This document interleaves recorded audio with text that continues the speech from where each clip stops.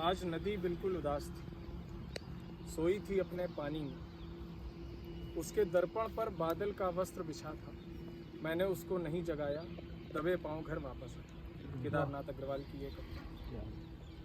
अब मैं कहानी सुनाने जा रहा हूँ। सर कहानी, आज नदी बिल्कुल उदास थी, सोई थी अपने पानी में।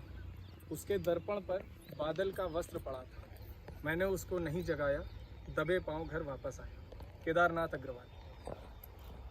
हम सभी जानते हैं हमारे भारत में नदियों को माँ बहन किसी भी तरह से संवेदना के स्तर पर जोड़ा जाता है और फिर उन पर कथाएं गढ़ी जाती हैं, उन पर कथाएं लिखी जाती हैं, कविताएं लिखी जाती हैं। तो नर्मदा नदी के बारे में मुझे एक लोक कथा जो गुजरात में बहुत प्रचलित है वो पता चली, तो मैं उसको आपके सामने रख रहा हूँ। कहते हैं कि नर्मदा नदी जो है ये राजा मैखल की पुत्री थी और इनके विवाह के लिए राजा मैखल ने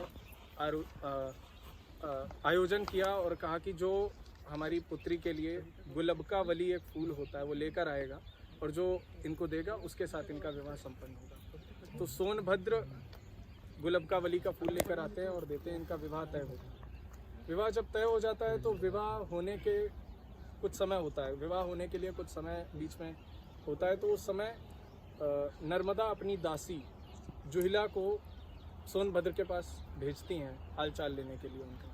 तो जुहिला उस समय नर्मदा के वस्त्र और जो एक महारानी की तरह, एक राजकुमारी की तरह वस्त्र होते हैं, वो आभूषण और वस्त्रों को पहनकर सोनभद्र के पास जाती हैं।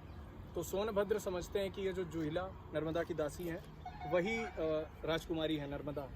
तो उनको नर्मदा समझकर अपना प्राण निवेदन करते हैं और जुहिला भी उसको अस्वीकार नहीं कर पाती हैं, स्वीकार कर लेती हैं। तो वहाँ से वो दोनों साथ रहने लगते हैं। नर्मदा जब बहुत समय बीत जाता है और नर्मदा के पास सोनभद्र नहीं आते हैं और जुहिला भी वापस नहीं आती है, तो नर्मदा उनको देखने के लिए वापस जाती हैं और देखती हैं कि सोनभद्र और जुहिला साथ में है। तो इसी से वो नाराज़ होकर उल्टी दिशा में बहने लगती हैं, इसीलिए वो बंगाल के सागर में ना गिर के अरब सागर में गिरती हैं। ये एक लोक कथा है जो गुजरात में बहुत प्रचलित है नर्मदा के बारे में। तो गुजरात में भी, मध्य प्रदेश में भी ये कथा प्रचलित है और एक उपन्यास लिखा गया है, अमृतलाल मैं जुहिला लेके आई। अच्छा, उपन्यास भी लिखा गया है, मैं जुहिला।